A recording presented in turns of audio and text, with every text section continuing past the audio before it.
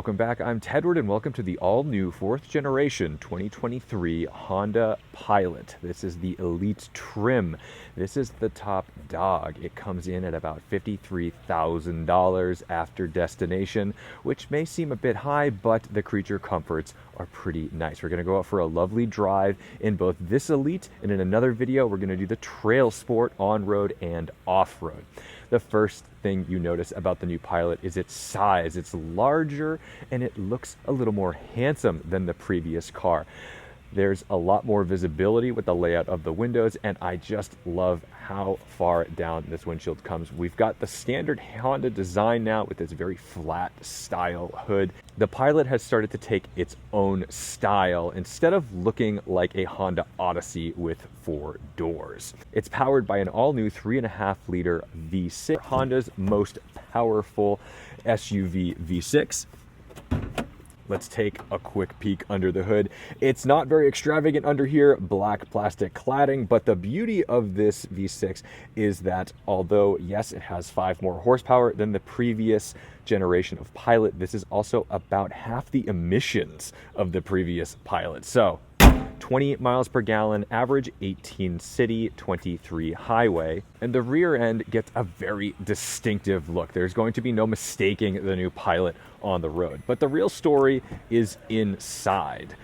This is an 8-passenger vehicle, which means we've got this beautiful third row back here and tons of deep cavernous space. As you'll notice, there's actually a center seat back here because right now this is in 7-seat configuration if we pull up this third row, and that still leaves a pretty reasonable space for stuff back here, especially given the fact that you probably wouldn't be carrying this around, and that's a nice cavernous space. That's like the size of a Porsche Frunk. We have a 12-volt outlet here, very practical. That's the goal of the Pilot. We have a capless filler for fuel, unlike my Type R. And back here, this is where things get really good because we've got these beautiful captain's chairs, lots of legroom, and an inordinate amount of cup holders that are designed for large vessels. Look at this. That's a full-size Nalgene bottle in there. We've got tons of natural light coming in because we have this enormous panoramic moonroof. And if the sun out here in Sedona, Arizona is getting too bright, you can also put up your sunshade. Very clever stuff. In the back, let's take a seat, because this third row isn't that claustrophobic. Oftentimes, if you're stuck and relegated to the very rear of a big SUV like this, it's not fun. Even in a Suburban, you feel like you've really gotten the shaft. Although this is not the nicest seat in the world, it's not uncomfortable. And it's very easy to live back here because you still have ventilation back here. It's always frustrating when you're way in the back and it feels like there's no AC on a hot day. And you have a charge port, so you won't be stuck with a dead cell phone. The driver even has a microphone feature so that they can speak to the rear passengers without yelling. This center console here is pretty tricky. You've got 3 modes of heated seats for these 2 rear captain's chairs, as well as USB and a full-blown AC outlet. Everything you touch feels pretty premium. These door handles feel lovely, and the way the door opens and closes, it's very solid and soft. But the main attraction for the Elite is all the creature comforts for the driver. Very familiar sounds we've got going on with our Honda, but we have a heated steering wheel with a nice big honking button right here up front on the steering wheel. No hidden stuff back here other than our paddle shifters. Steering wheel, fantastic. All of our normal controls, we'll get into that in the drive. And just like in the rear, there's tons of cup holders. The Pilot encourages good hydration. Cavernous center console. And probably one of my favorite features of the new Pilot is this pocket right here, because if your passenger jumps in and they just want to throw their phone, or you've got gloves, things like that, I don't always love to actually go into a glove box. Plus, my glove box is usually full with things like wheel locks and owner's manuals, so I don't always have that much space for these things. So I think Honda's done a really nice job of making this feel like the current lineup while still giving it a little bit more premium features, being the top of the range of the largest SUV they make. So let's go see where it counts and find out how it drives. All right, so let's get some first driving impressions on this all-new 2023 Honda Pilot Elite. This is the top trim, the Big Daddy, the expensive one. This one shows the neighbors that you have money to burn. Right off the bat, I'm immediately comfortable, and that's possibly because I'm just very confident and comfortable with like Honda layouts. This looks exactly like my Type R inside. I've even got essentially the same screen here, not that one. We are in beautiful Sedona, so we've got some pretty incredible views here, but we don't have a ton of time because next to me, I've got the Topher. We're gonna be, oh look at, I love it when they put giant signs, drive route. We're gonna be sharing this thing.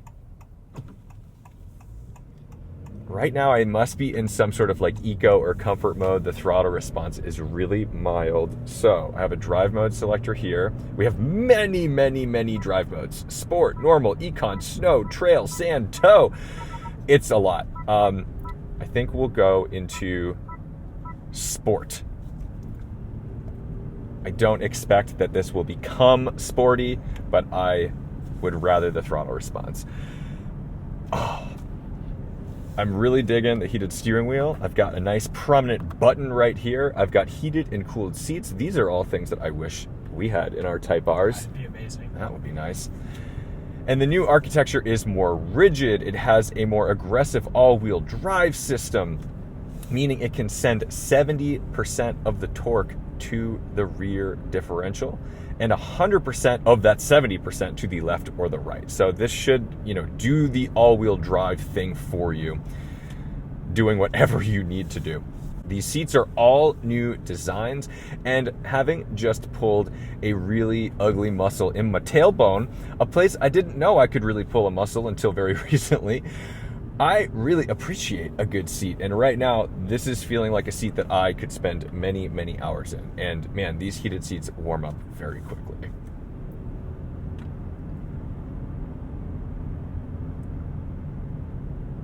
This all new aluminum V6, no VTEC unfortunately in this one, but we make more power, 5 horsepower more than the previous generation, and half the emissions. So we get a cleaner, more powerful V6 that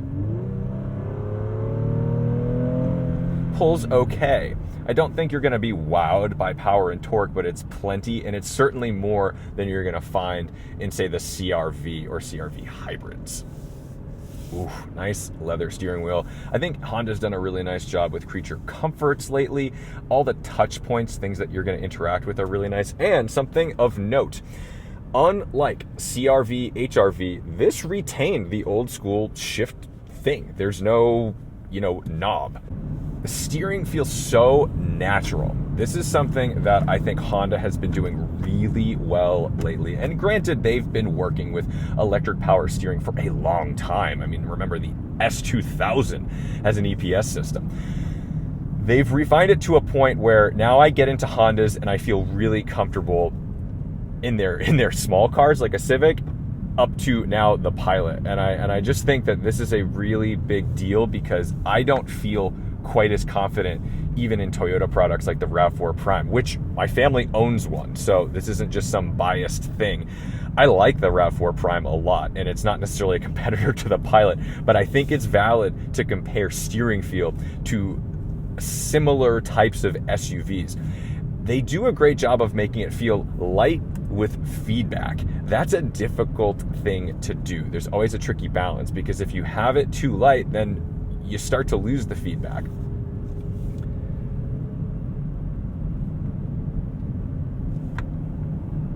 They've also gone a bit crazier with the brakes, so there's no one behind us. I'm gonna give a little brake check. That wasn't full boot just because we tucked a lot of things in the rear end. There's a lot of package back there. 285 horsepower, 262 pound-feet of torque. Again, not massive, but very much sufficient, a little more than you need. You're not going to be drag racing this thing, but it does have a lower first gear than the previous generation with this 10-speed auto, so it should be able to get out of the hole, and we're able to pass a Dodge Challenger with ease. It's okay. We know it's a V6 model. We're not chasing Hellcats in the Pilot. Out here on the highway, we still have our entire suite of Honda sensing gear. So on our heads-up display, it's showing me that I'm holding my speed, and it's also going to do the thing with its adaptive cruise control, which can be easily turned off, which I pretty much always turn off, by holding this cruise mode selected. This way, I don't have to worry about the car slowing down for me. But not only is it a nice cruise control system, just like the Civic and other Hondas, we have the lane keep assist. I don't know if they call it a lane keep assist. Either way, what's nice about it is that it is as close to like moderate self-driving as you can get in these vehicles. It does a really nice job. It will yell at me and bark at me in a second to put my hands back on the wheel, but it does a phenomenal job using this camera holding the lane, and you just have to give a little bit of input to the steering wheel so that way it knows that you're still driving, you're still part of the experience. This is super helpful because when you're out on these long road trips and stuff, I'm not good at driving with my knees, and also modern cars are hard to drive with your knees now. I can't even reach the steering wheel with my knees. It's not the old days, okay? And I often end up drinking waters with screw tops, and I don't really like taking my hands off the wheel in a severe fashion. So something that I like to do is use this feature in my Honda so that way I can do this. And it doesn't feel terrifying. It doesn't feel like I've completely like let God take the wheel when I'm driving down the highway. I don't recommend taking your hands off the wheel, but I do think that this is the kind of safety feature that I really appreciate, because I'm not gonna veer off into another lane, possibly into an oncoming driver, just because I needed a sip of water. I like these controls. Honda's layouts for their steering wheels is like probably my absolute favorite thing in the world, because it's so easy, and it's possibly because I own one and I just interact with it every day. But on this side, I've got cruise control. I turn it up, turn it down, cancel it. Very simple stuff. Over here, I've got my volume controls.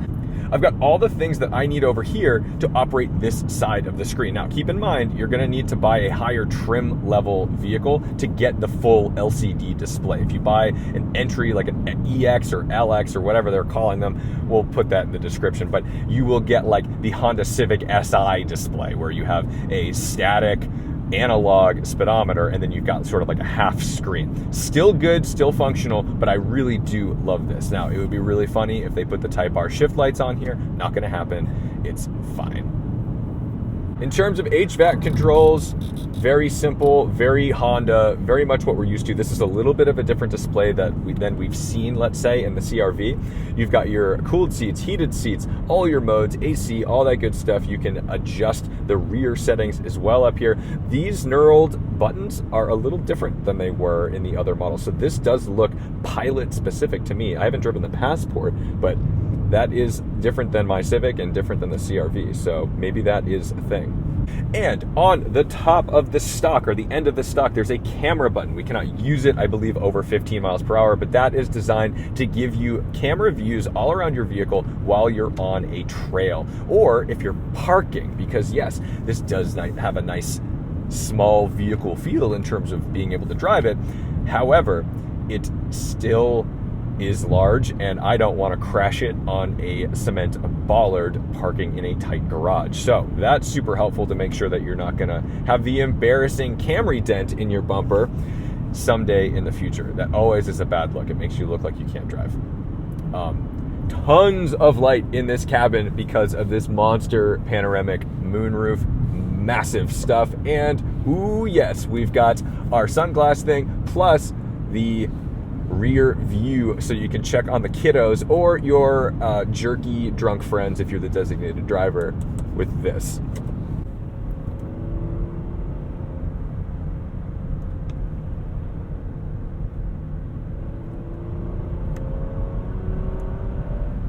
I think this V6 sounds pretty good, which is exciting because a Honda V6 is always an exciting thing. Remember, Honda is like an engine company, so I get pretty excited about Honda stuff.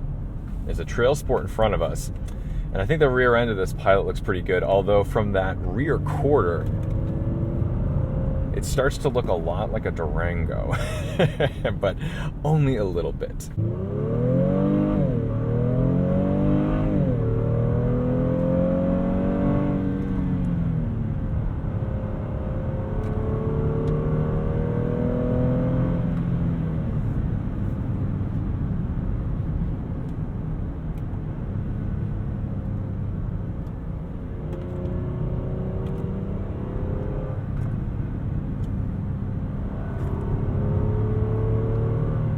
Nice mid-range torque pulling us out of the corners around 4,000 RPM. We love a Baja.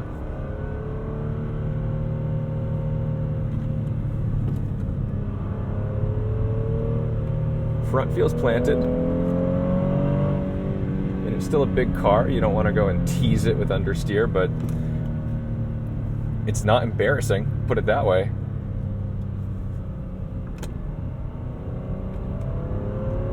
A little rock in the road, not a big deal.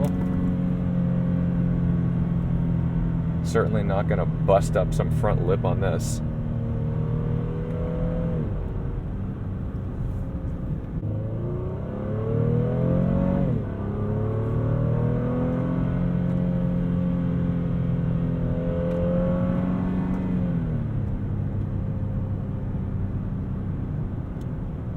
So do I think anyone's going out and carving canyons in their Honda Pilot? No, I don't. But handling matters because handling is safety. You can reinforce the car all you want, but the car needs to be able to get around a corner and respond to driver inputs in order to be a safe vehicle to drive. Grip is good. Response is good. Cute dogs are good. And you can put all the cute dogs in your fun, safe Honda Pilot. The benefit is that if you are somebody who enjoys driving but is sort of forced into the SUV world, whether you need to tow things, haul things, you're going to be pleasantly surprised that your normal car isn't boring. That's pretty critical stuff. Like, just because a car is utilitarian doesn't mean it has to be a drag to drive. The Honda Pilot is not a drag to drive. So, I am going to pull off shortly to give Chris Amos, the Topher, a shot at driving this because we've got to be swapping vehicles quite a lot today. Thank you guys so much for watching, liking, commenting, and subscribing. I hope to spend a heck of a lot more time in this Honda Pilot Elite. I like it. That's not a rattle, that's a water bottle. Don't forget to respect the drive, and I'll see you in the next one.